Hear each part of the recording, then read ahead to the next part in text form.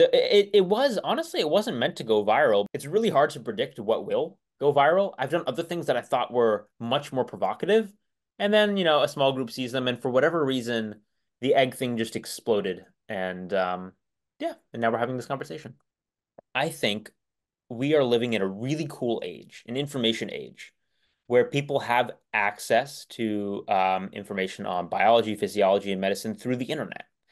And as a young person coming up as a scientist and a doctor, I want to be able to access and speak to those people and evoke their scientific curiosity. So that's the whole point behind these metabolic demonstrations. My name is Nick Norwitz. I am a PhD scientist. I got my PhD from the University of Oxford in human metabolism. And I'm now pursuing my MD, my medical degree at Harvard Medical School, which I will complete later this year.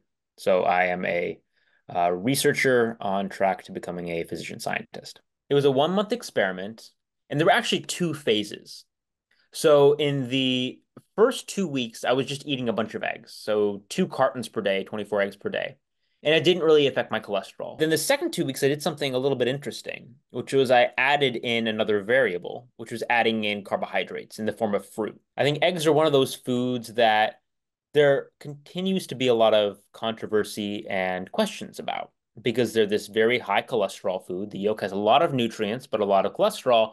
And there's confusion because higher levels of cholesterol in your blood associate with cardiovascular disease progression. And obviously, that's a very scary and serious thing. Now, one thing that is pretty well understood at this point, although hasn't really become common knowledge among the general public, is the cholesterol you eat in your diet doesn't affect the cholesterol in your blood that much. So there was a paper published earlier this year in a top science journal discovering this new hormone, a hormone called cholecyn. And is if you eat more cholesterol, it binds to a receptor in your intestines that releases this hormone or causes the release of this hormone that then goes to your liver and says, liver, stop making cholesterol because the body just ate some. Versus if you don't eat as much cholesterol, levels of this hormone, which are kind of a cholesterol brake, remember it's a cholesterol inhibitor, go down and the brake is taken off the liver. And so your liver just makes more cholesterol.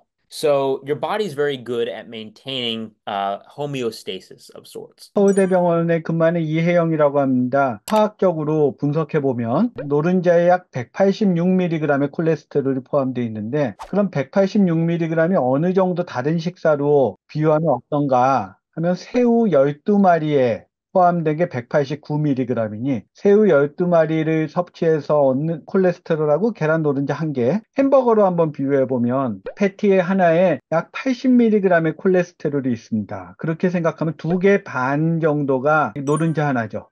그 안에 이제 영향을 주는 것들이 동반하는 식사하고 관련이 됩니다. 저도 그 유튜브를 재미있게 봤는데 아주 뚱뚱한 체형은 아니어서 살이 빠졌겠구나 뭐 그렇게 생각은 안 들고 그러니까 평소에 어떤 걸 먹었던 사람이 그 식사에 모든 거를 계란을 바꿨냐 이런 부분이 이제 중요하고 아침 식사에 계란과 베이컨 이러면 이거 완전히 대박이죠. 베이컨도 이제 포화지방산이 많아서 동반 음식과 관련된다. 세 번째는 사람마다 개인 차이가 있어서 초반응자라고 불리는 일부 개인은 먹으면 콜레스테롤 굉장히 많이 흡수됩니다. 그러니까 개인 차이가 있다. 그렇게 생각하고요. 계란 섭취에 대해서 우리의 가이드라인은 어떠냐. 과도한 계란 섭취라는 구분이 있습니다. 일반적으로 하루 2개 이상의 계란을 지속적으로 섭취하는 경우는 과도한 계란 섭취로 분류됩니다. 이게 이제 심혈관 질환을 올릴 수 있다고 되어 있고 특히 이제 고위험군, 당뇨병이 있거나 심혈관 질환 사건의 위험성이 있는 뇌졸중이 있는 분은 이런 과도한 섭취를 피해야 됩니다. 이전 가이드라인과 바꾼 부분은 이전에는 하루에 300mg 이상의 섭취를 피해야게 했습니다. 그러니까 상한치가 있었는데 요즘은 그런 상한치를 어떤 함량 하나하나도 두지 않고 종합적인 건강한 식이 습관이 좋다 하는 쪽으로 상한치를 없앴는데요. 그래도 185mg이 이제 하나의 함량이라고 생각하면 계란 2개를 먹으면 그것만으로 300mg을 훌쩍 넘기 때문에 그렇게 과도하게 먹을 필요는 없다는 것입니다. 먹지 말라는 얘기가 아니라 하나씩 먹는 거 괜찮다. 그런데 2개 이상은 어디도 과도하다고 되어 있다. 이렇게 말씀드립니다. The 720 egg experiment was where I ate a ton of eggs, 720 in 1 month, which averages to 24 eggs per day, over 30 days, or 1 egg per hour every hour on average. So a ton of eggs. And it did not increase my cholesterol. So it was a provocative demonstration of the fact that generally eggs won't increase cholesterol in most people. I will caveat that everybody's different. So some people are more responsive to things like eggs. So you can always measure in yourself. Just because this worked in me doesn't mean it's going to work in everybody.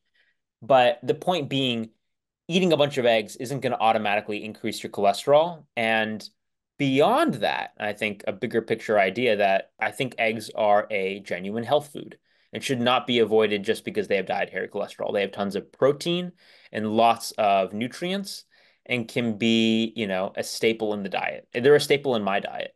그분도 알겠지만 화제를 불러일으킬 수 있지만 그게 인정을 받으려면은 대조군이 있어야 되고 그리고 그게 충분한 사람 수를 통해서 통계적 유의성을 가져야 됩니다. 그게 과학입니다.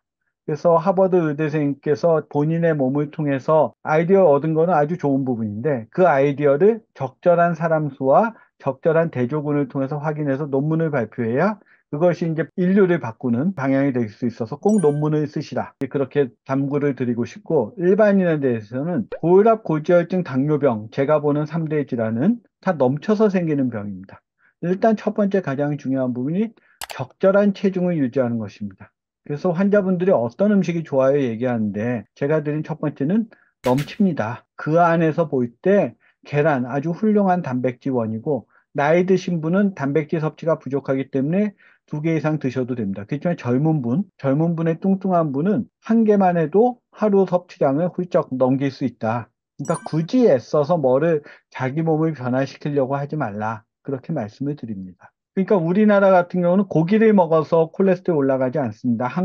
우리 한국인은 밥, 빵, 떡, 국수, 고구마 이런 탄수화물 위주의 식사를 하기 때문에 탄수화물 위주의 식사는 체중이 늘면서 콜레스테롤 올라갑니다. 그러니까 체중 관리하는 게 가장 중요한 부분이고요. 체중이 늘지 않게 하면 콜레스테롤 조절이 되고 두 번째는 남녀의 차이가 있습니다.